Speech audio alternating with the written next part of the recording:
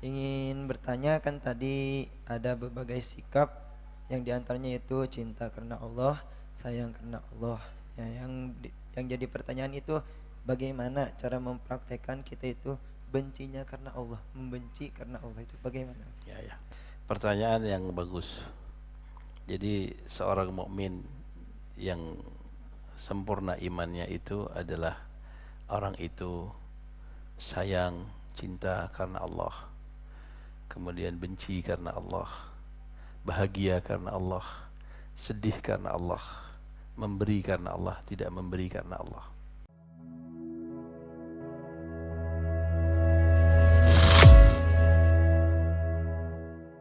Assalamualaikum warahmatullahi wabarakatuh. Waalaikumsalam warahmatullahi wabarakatuh. Izin bertanya Habib. Saya dari Pondok Pesantren Maskanul Hufaz bersama teman-teman minta doanya Habib. Insyaallah, insyaallah. Ingin bertanya, kan tadi ada berbagai sikap yang diantaranya itu cinta karena Allah, sayang karena Allah. Ya, yang jadi pertanyaan itu bagaimana cara mempraktekkan kita itu bencinya karena Allah, membenci karena Allah itu bagaimana? Ya, ya. Syukran, terima kasih. Assalamualaikum warahmatullahi wabarakatuh.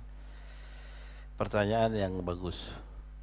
Jadi seorang mukmin yang sempurna imannya itu adalah orang itu sayang, cinta karena Allah, kemudian benci karena Allah, bahagia karena Allah, sedih karena Allah, memberi karena Allah, tidak memberi karena Allah. Mungkin pertanyaannya pengen dapat bayangan gimana sih kalau benci karena Allah. Jadi bapak-bapak, ibu-ibu sekalian dimuliakan Allah, Islam itu selalu mengajarkan kepada kita ya sayang, ya cinta kepada zatul insan, insaniyah, kemanusiaan. Manusia itu disayangi ya. Kalau ada kalimat benci di dalam Islam, itu adalah sifat yang buruk, sifat yang di situ melanggar aturan Allah dan Rasulnya, seperti kekufuran, kefasikan, kemaksiatan, pengkhianatan, sifat, perbuatan, sifat dan perbuatan kita benci karena itu. Jadi kita sebagai seorang muslim itu seperti seorang dokter.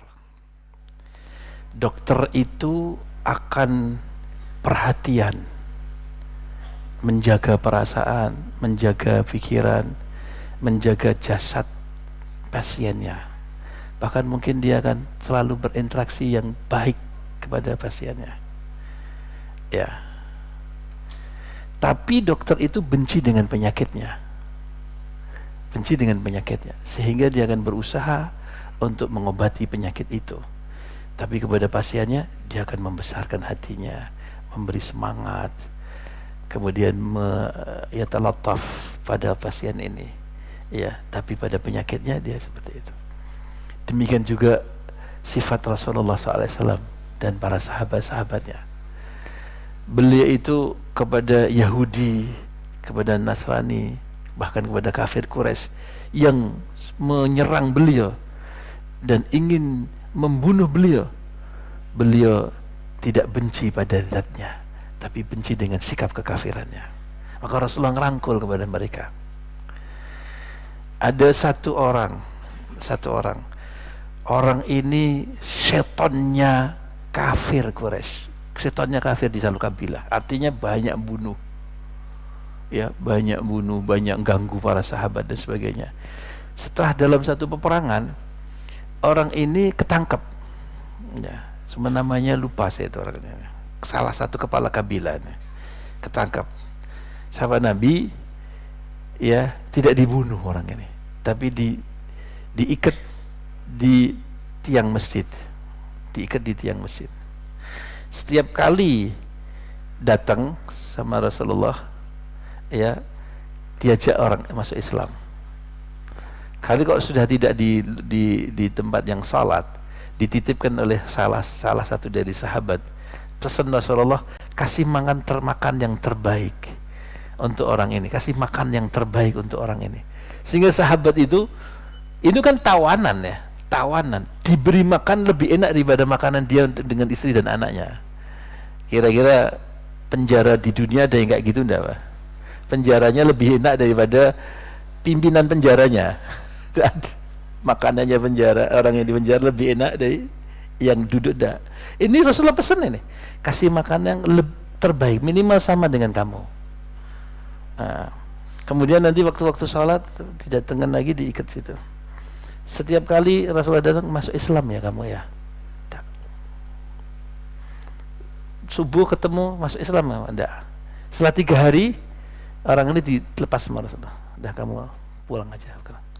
Sahabat yang menangkap tadi ngata, ya Rasulullah, ini orang bahaya besar ini Nabi. Ini orang bahaya besar. Kok antum lepasan aja, lepas. Pulang orang itu, pulang. Jalan dia keluar di kota di pinggiran kota Madinah, dia mandi, seger, kemudian pakai pakaian yang bagus, datang ke masjid. Saya mau masuk Islam, kata. Syahadat. Kemudian Rasulullah tanya, berkali-kali aku tawari kamu masuk Islam, kamu tidak masuk Islam. Tapi sekarang saya mau lepas, kamu masuk Islam. Saya ini pemimpin di negeri kami, di negeri saya. Kalau saya dalam keadaan ditawan saya masuk Islam, seperti saya masuk Islam itu karena saya takut ditawan. Ya, saya tidak punya sikap seperti ini. Saya siap mati karena ada. Tapi begitu kamu lepas, saya bebas. Maka saya masuk Islam. Kenapa dia masuk Islam? Aku dari awal sudah senang sama Islam. Gimana? Dengar bacaan Rasulullah salat, dengar tangisannya sahabat-sahabat Nabi SAW ketika berdoa Rasulullah, mendengar ceramahnya Rasulullah berceramah. Bagaimana Rasulullah kalau kasih cahaya, vibrasi cahaya Rasulullah, khusyuannya Rasulullah, salatnya benar, aminnya sahabat, menggetarkan hati orang ini. Tapi saya tidak mau masuk Islam gara-gara saya dianggap takut nanti gitu. Jadi disinilah sikap bagaimana bisa Islam itu tidak benci pada datnya orang, tapi benci kepada kekufurannya. Maka kita pun juga benci karena Allah itulah benci hal-hal yang sifat-sifat yang buruk, kekufuran, kefasikan, kemaksiatan. Tapi kepada ahli maksiat jangan. Ahli maksiat ini kita sayangi, ahli maksiat ini kita deketi, ahli maksiat ini kita lobby, sehingga dia terasa bahwa kita ini sayang sama dia, kita dekat sama dia, kita perhatian sama dia gitu, sehingga dia akan tersentuh. Tapi kalau kita kita benci dulu kepada orang itu, bagaimana kita akan bisa membawa dia kepada hidayah, sedang kita adalah memerankan dia adalah musuh. Dia adalah musuh yang harus saya hancurkan dia. Dia pun juga punya pikiran yang sama nanti kan. Seperti itulah benci karena Allah itu seperti itu. Ada lagi yang mau bertanya?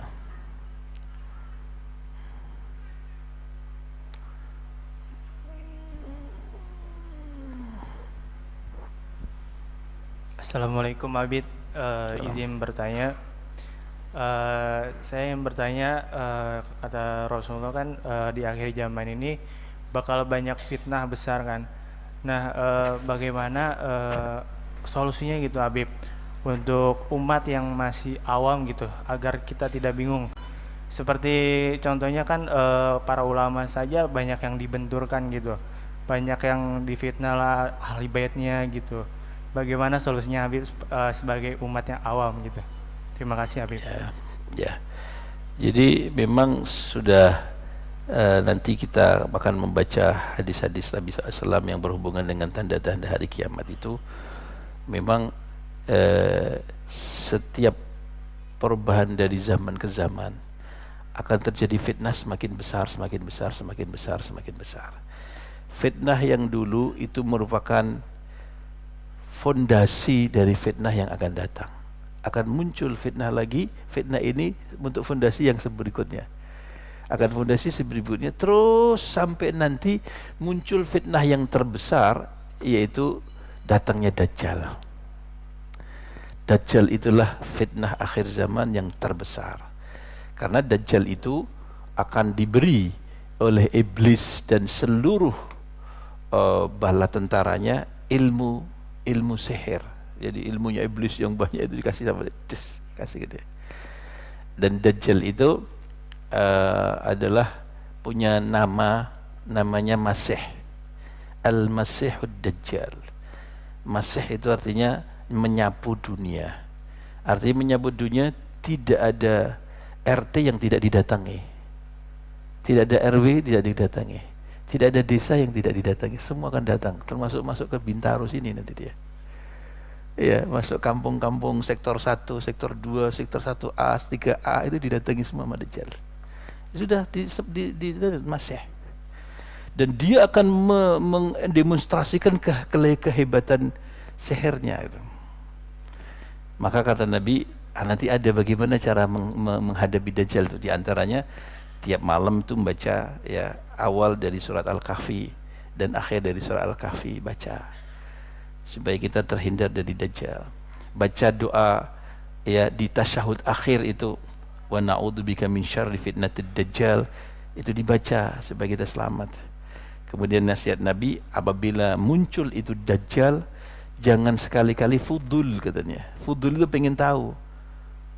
Padahal Rasulullah mengatakan kamu harus lari dari Dajjal seperti kamu lari melihat singa. Kalau ada lihat singa, pengen lihat tak kamu? Ini singa datang ke sini kira-kira kata pengen lihat tuh kayak apa bentuknya. Kalau kita tidak mikir kan, lari aja, penting kita selamat. Demikian juga gitu.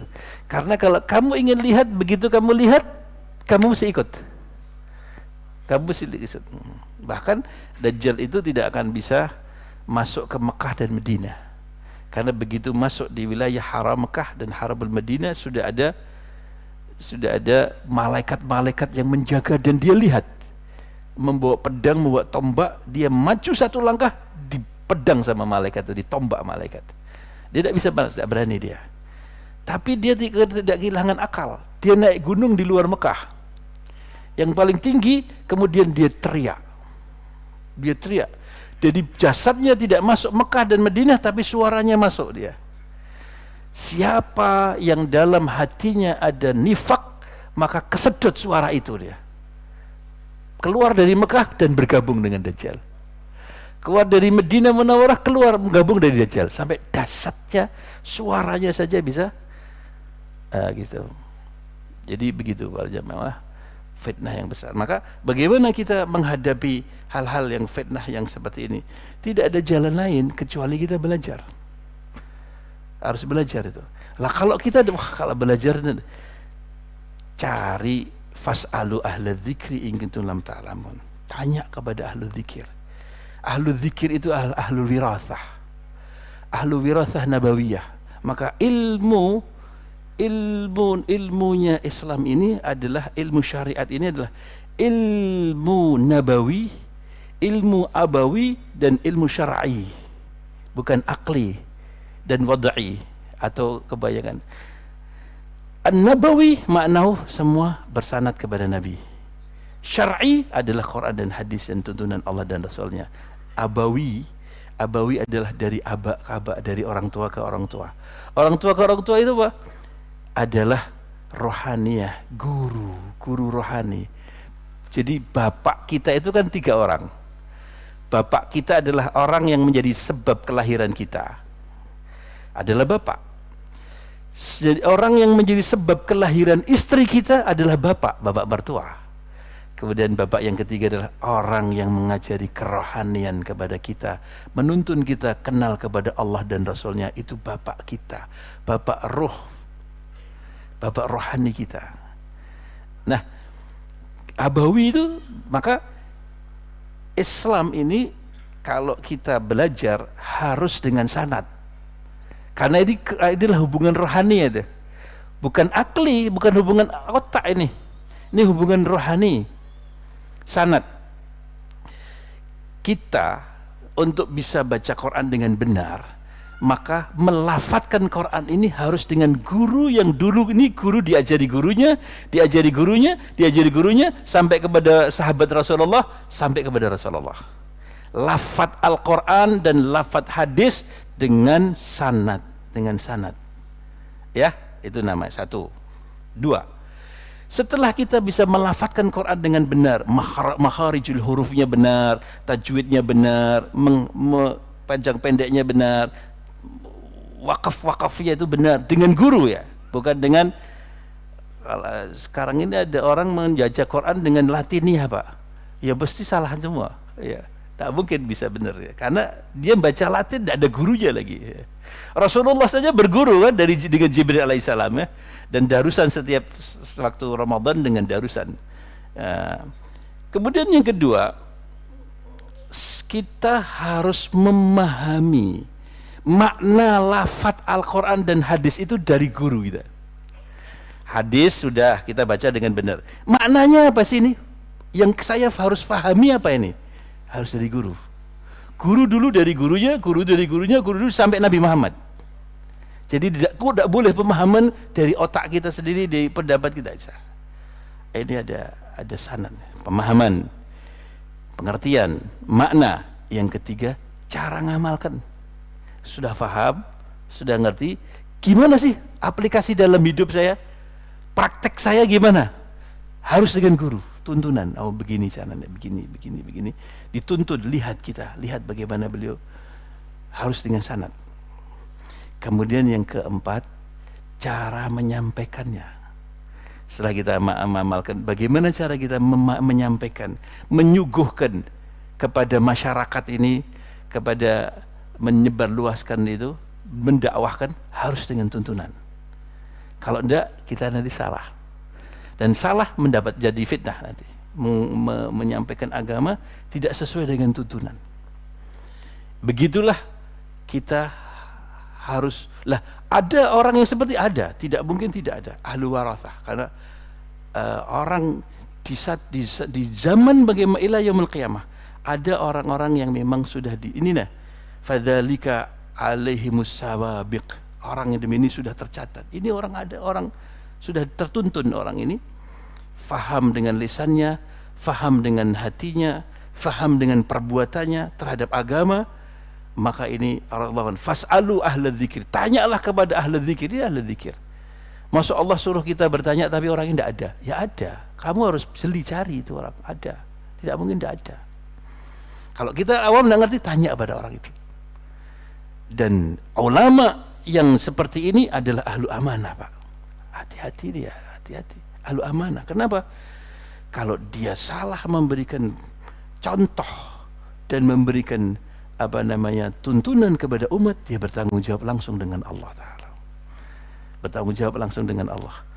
Jadi orang yang namanya orang alim, orang yang ngerti tadi, tidak sembarang karena dia bicara. Imam Malik bin Anas itu, pernah dengar enggak Imam Malik bin Anas? Imam Malik bin Anas beliaulah pimpinan dari mazhab Maliki. Dan beliau adalah gurunya Imam Syafi'i. Dijuluki Imam Darul Hijrah. Beliaulah yang mengumpulkan kitab Naya Muwatta Imam Malik itu. Beliau itu ditanya kepada orang-orang 100 pertanyaan. Yang dijawab cuma 3. Semua bilang wallahu a'lam. Tanya wallahu alam. Ya, kenapa? Hati-hati beliau. Kalau beliau tidak ngerti dan tidak menguasai betul, wallahu alam. Lah, sekarang ini banyak orang-orang di jalan ditanya jawab, nggak tahu betul apa salah, tidak ngerti. Penting menurut saya ini. Ya. Lagi-lagi pokoknya, saya pakai pokoknya beginilah. Bahala bicara agama ini, Bapak-bapak, ibu-ibu sekalian, kalau orang berfatwa hukum KUHP saja, kalau bukan orang yang berkompetensi dan dia tidak punya SK kehakiman, tidak mungkin dia akan berfatwa tentang, oh ini gimana kalau terjadi kayak gini, oh kayak gini harus diginikan, dia ditangkap polisi ini orang. Karena berbicara hukum bukan pada ranahnya, betul tak? Main hakim sendiri ini namanya. Itu hukum manusia. Bagaimana orang berbicara hukum Allah dan hukumnya Rasulullah. Bahaya dia, kalau dia salah gimana? Nanti di akhirat menghadapi Allah dia. Jadi kalau tidak ngerti bilang aja wallahu alam. Saya kalau tidak ngerti saya akan katakan wallahu alam Pak, saya tidak ngerti, nanti saya tanyakan sama guru saya yang lebih ngerti ya. Tidak apa-apa, bukan aib itu, bukan hal yang aib. Ustadznya tidak nguasain, memang tidak ngerti mau apa. Mau saya jawab dari pikiran saya, daripada nanti saya tanggung jawab di akhirat. Nah gitu. Jadi fas'alu ahla dzikri. Kalau kita merasa di awam tidak ngerti, oh, cari aja lokomotif, cari guru penuntun itu. Bagaimana beliau? Ikut dari beliau, insya Allah selamat. Karena Allah mengatakan fas'al ahla dzikri. Begitu. Saya rasa cukup sekian ya. Insya Allah kita baca besok muqaddimahnya. Mudah-mudahan bisa berlanjut, bapak-bapak dan ibu-ibu bisa hadir, dan kita nanti akan kasih tanya jawab juga sedikit. Alhamdulillahirabbil alamin. Allahumma shalli wa sallim ala sayidina Muhammadin miftahi babi rahmatillah adada ma fi ilmillah. Salatan wa salaman daimaini bidawami mulkillah wa ala alihi sahbihi ya Allah ya awalan awalin wa ya akhir akhirin wa ya dzal quwwatil matin ya rahimah masakin ya arhamar rahimin ya arhamar rahim. Hamna walidina wa masyayikhina wa muallimina wa jami'il muslimin farrij anna wal muslimina ya rabbal alamin. اللهم اصلح لنا ديننا الذي هو عصمة أمرنا واصلح لنا دنيانا التي فيها معاشنا واصلح لنا آخرتنا التي إليها معادنا واجعل الحياة زيادة لنا في كل خير واجعل الموت راحة لنا من كل شر يا رب العالمين. نسألك العفو والعافية والمعافاة دائمة في الدين والدنيا والآخرة. ربنا آتنا في الدنيا حسنة وفي الآخرة حسنة وقنا عذاب النار وادخلنا الجنة مع أبرار عزيز يا غفار يا رب العالمين. وصلى الله على سيدنا وهدي النبي وعلى آله وصحبه وسلم والحمد لله رب العالمين. بالسر الفاتحة. السلام عليكم ورحمة الله وبركاته.